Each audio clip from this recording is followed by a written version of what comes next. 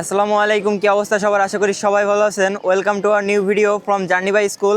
তো আজকে আপনাদের নিয়ে চলে এসেছি আরও একটা নতুন স্কুলে। তো দত্তপাড়া মাধ্যমিক বিদ্যালয়, এটা ডাকঘর ডৌয়াতলা, নড়াইল সদর উপজেলা, আমাদের নড়াইল জেলায় অবস্থিত। তো আজকে চলুন দেখা যাক স্যার আমাদের এই স্কুলটাকে ভিডিও করতে দেয় কিনা, পারমিশন দেয় কিনা। তো চলুন যাওয়া যাক, আসুন।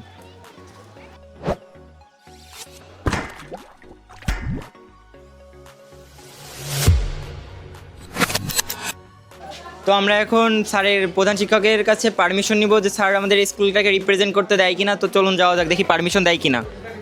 স্যার আসবো?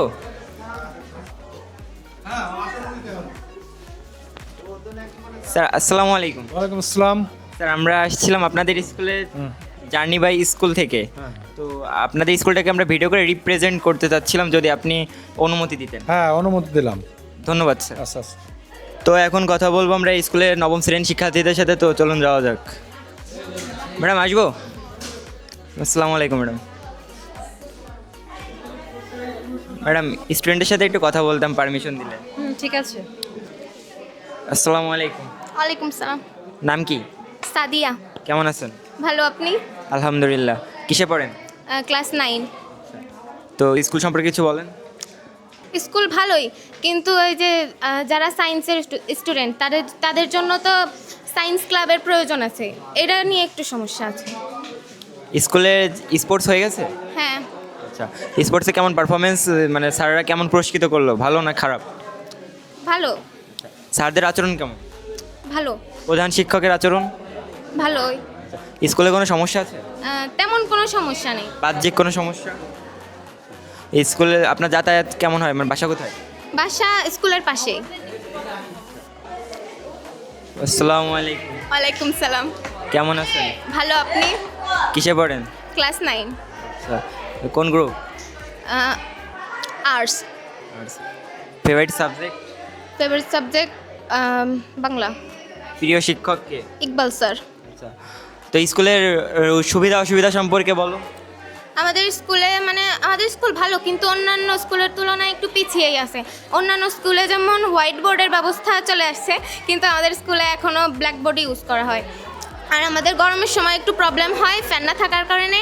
আর আমাদের স্কুলে যদি একটা সায়েন্স ল্যাব তোলা যায় তাহলে একটু বেশি সুবিধা হয়। আর আমাদের যেই ভবনটা আছে এখনও কমপ্লিট হয়নি, সেই ভবনটা যদি কমপ্লিট করা যায় তাহলে আমাদের একটু বেশি সুবিধা হয়। আচ্ছা আচ্ছা, তো স্কুল ফিউচার ড্রিম কি? ড্রিম নার্সিং পড়া। নার্সিং পড়া? নড়াইলেই পড়া যাবে, নার্সিং কলেজ আছে। হ্যাঁ, আচ্ছা ঠিক আছে, আগায় যান। Thank you. ওয়েলকাম। ওর জন্য একটা হাতে তালি দাও সবাই। আসসালামু আলাইকুম ভাইয়া। ওয়ালাইকুম আসসালাম। কেমন আছেন? আছি আল্লাহর রহমতে ভালো। আপনি কেমন আছেন? আলহামদুলিল্লাহ ভালো আছি। কিসে পড়েন? ক্লাস 9 নাইনে। তো কোন গ্রুপ? সায়েন্স। সায়েন্স। সায়েন্সের ফেভারিট সাবজেক্ট? ফিজিক্স। ফিজিক্স। প্রিয় শিক্ষক কে? প্রিয় শিরিনা ম্যাডাম। আচ্ছা, কোন সাবজেক্টের? বাংলা। আচ্ছা, বাংলা। বাংলা প্রিয় সাবজেক্ট আপনার?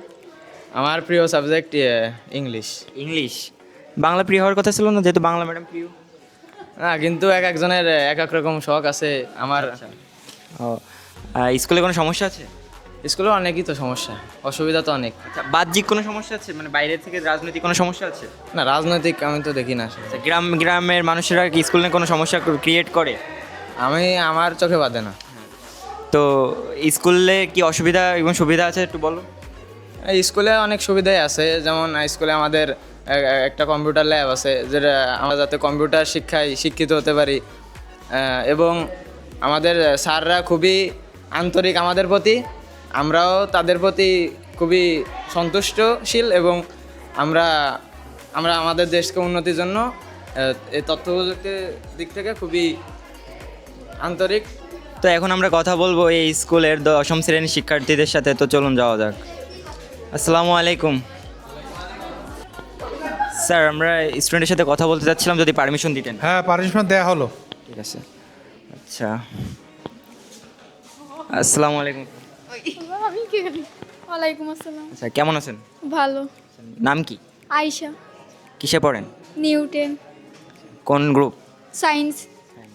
সায়েন্সের ফেভারিট সাবজেক্ট? বায়োলজি। বায়োলজি ভালো লাগার কারণ? কারণ বায়োলজি জীব বিষয়ে যেগুলো পড়তে প্র্যাকটিক্যাল করা যায় তাই। স্কুলে এমন কোনো ঘটনা আছে যার কারণে পড়তে সমস্যা হয় বা কোনো অন্য কোনো সমস্যা হয়? না, স্কুল স্যাররা কেমন পড়ায়? ভালো। আচ্ছা, তো স্কুলের প্রিয় শিক্ষককে? প্রিয় শিক্ষক শিরিন ম্যাম। কোন সাবজেক্টে? বাংলা। তো ফেভারিট সাবজেক্ট বাংলা হওয়া উচিত ছিল না? বাংলা হওয়া উচিত ছিল, কিন্তু যেহেতু সায়েন্সের স্টুডেন্ট সেহেতু ফিউচার ড্রিম? ডক্টর। ঠিক আছে, থ্যাংক ইউ। ওয়েলকাম। ভাই আসসালামু আলাইকুম। ওয়ালাইকুম আসসালাম। নাম কি? সৌরভ শেখ। কেমন আছেন? এই তো আলহামদুলিল্লাহ ভালো। কিসে পড়েন? 10-এ পড়ি। কোন গ্রুপ? আর্টস। আর্টসের ফেভারিট সাবজেক্ট? অর্থনীতি। আচ্ছা, স্কুলে স্যাররা কেমন পড়ায়? আলহামদুলিল্লাহ ভালো পড়াই। স্যারদের আচরণ কেমন? ভালো। প্রধান শিক্ষকের আচরণ? ভালো। স্কুলের গত পরীক্ষায় কেমন রেজাল্ট? জি ইনশাল্লাহ ভালো হয়েছে। আচ্ছা, বড় ভাইয়ারা তো এসএসসি দিছে, তাদের ফলাফল কেমন? মানে 80% আমাকে পাস করেছে। পাস করছে। তো বড় হয়ে কি হতে চান? সেনাবাহিনী। আচ্ছা, ঠিক আছে ভাই, সেইভাবে পড়ালেখা করো। ঠিক আছে। তো আমরা এখন কথা বলবো দত্তপাড়া মাধ্যমিক বিদ্যালয়ের সম্মানিত প্রধান শিক্ষকের সাথে। তো চলুন যাওয়া যাক। আসসালামু আলাইকুম ওয়ালাইকুম আসসালাম। স্যার, কেমন আছেন? আলহামদুলিল্লাহ ভালো আছি। স্যার, আপনার পরিচয়টা দিবেন। আমি মোহাম্মদ ইকবাল হোসেন, প্রধান শিক্ষক দত্তপাড়া মাধ্যমিক বিদ্যালয়। আচ্ছা স্যার, এই স্কুলটা প্রতিষ্ঠাতাকাল কীভাবে হয়েছে যদি একটু বলতেন সংক্ষেপে। ওখানে 1971 সালে এই বিদ্যালয়টি প্রতিষ্ঠিত হয়। হাঁটি হাঁটি পা পা করে এই বিদ্যালয়ের বয়স 56 বছরে পদার্পণ করলো। তখনকার যুগে এলাকার এলিট পারসন মনে করলেন যে এখানে আসলে একটা বিদ্যালয় প্রতিষ্ঠা করার প্রয়োজন। তাই তারা কিছু শিক্ষিত মানুষ আগ্রহ প্রকাশ করে এই বিদ্যালয়টা তৎকালীন সময় 1971 সালে প্রতিষ্ঠিত করা হয়। এখন অদ্যাবধি বিদ্যালয়টা খুব সুনামের সাথে আজকে কালের সাক্ষী হিসাবে মাথা উঁচু করে এখানে অনেক ভালো পড়ালেখা হয়। এখান থেকে অনেক ডাক্তার, ইঞ্জিনিয়ার, বড় বড় কর্মকর্তা এখান থেকে সারা বাংলাতে ছড়িয়ে ছিটিয়ে আছে। স্যার, স্কুলের বার্ষিক ফলাফল এবং বোর্ড পরীক্ষায় কেমন পারফরমেন্স করতেছে যদি বলতেন। স্কুলের বার্ষিক ফলাফল খুবই ভালো। প্রতি বছর এখানে 10 জন, 8 জন, 15 জন করে A+ পায় এবং পাশের হার, আমাদের বোর্ডের যে পাশের হার থাকে তার থেকে অবশ্যই বেশি থাকে। যেমন গতবার পাশের হার ছিল 68 কত, আমাদের 82 সামথিং এখানে পার্সেন্টেজ ছিল পাশের।